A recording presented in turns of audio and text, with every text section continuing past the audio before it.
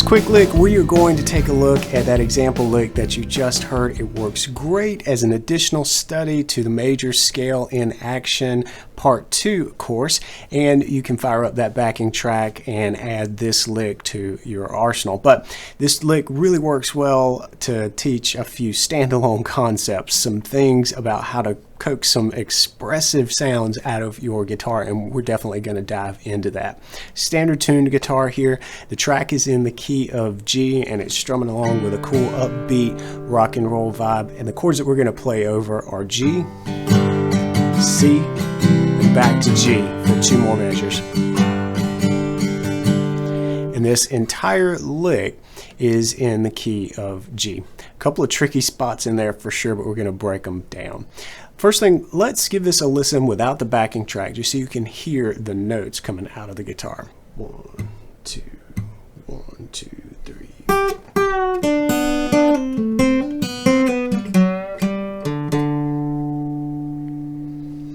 All right, definitely some cool moves happening here. So we're going to start on beat 4. We're going to play this G note here on the 2nd string, 8th fret.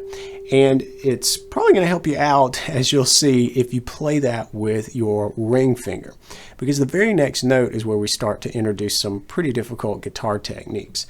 What we're going to do is drop down, and you'll want to just move your hand down so that you can still play this 7th fret note with your ring finger. And the reason why is because we're going to pre-bend this and target that same G note. And that, incidentally, is a great way to practice your bends. Play the pitch and then do a pre-bend to see if you know where that spot is on your fretboard. All right.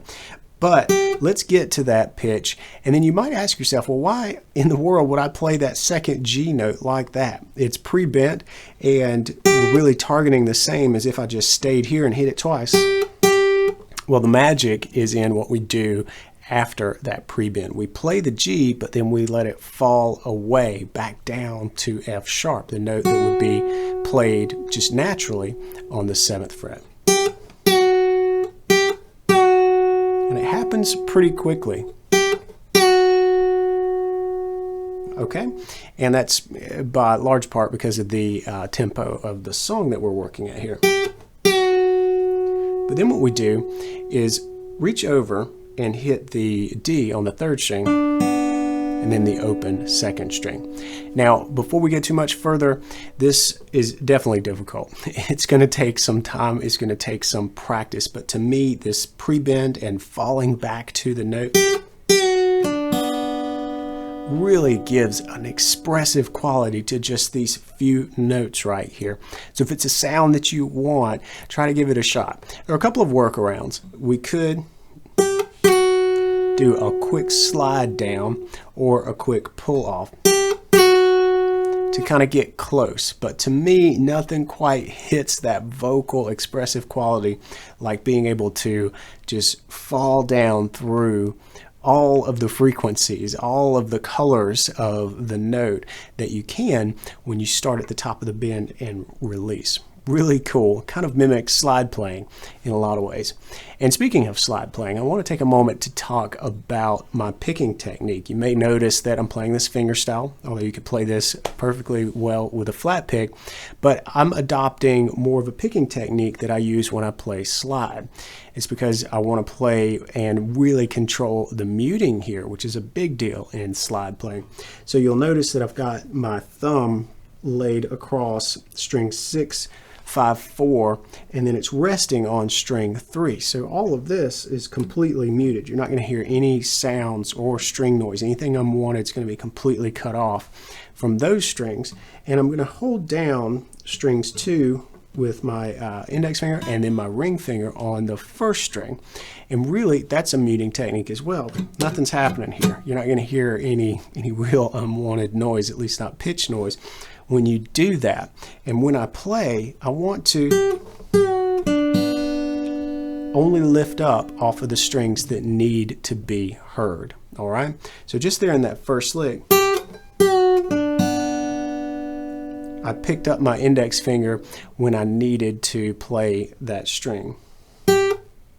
But then notice, and this is done a lot in slide as well, to kind of choke out this note, I came back to the top of it just for a split second to add some separation between this and helping me in time get to the top of that bend. All right, for the next phrase, we're going to pull off from the D down to the C, hit the A, and then the open second string. And that open second string is going to give us a second to move our hand down a little closer to this spot on the neck so that we can wrap up. But let's make sure that we can hear this and feel it in time so far.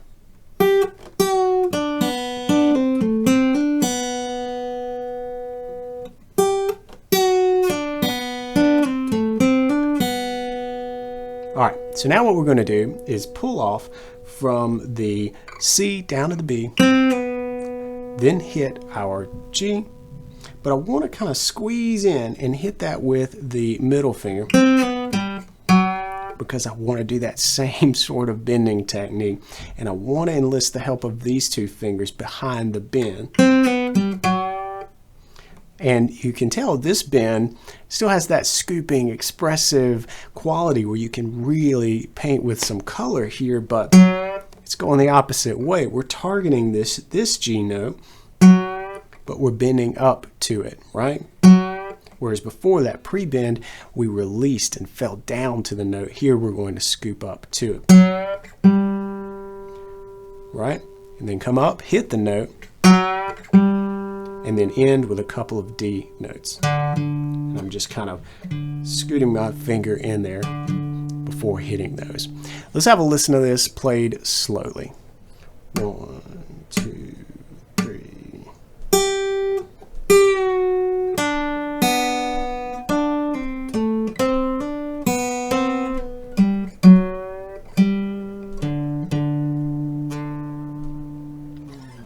All right, and once more with the track.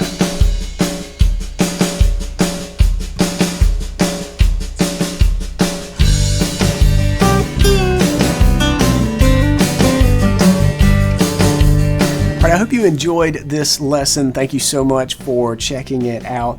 And remember that this lick fits nicely in the major scale in action part 2 of the series where we cover that G major strum along. It's a whole lot of fun, and I think that you'll have some fun getting this lick down. It's definitely challenging, but keep reaching for it. Getting those bends down is really something very cool that we get to do on the guitar. So work on your bends, and I'll see you in the next video. Until then, practice smart and play on.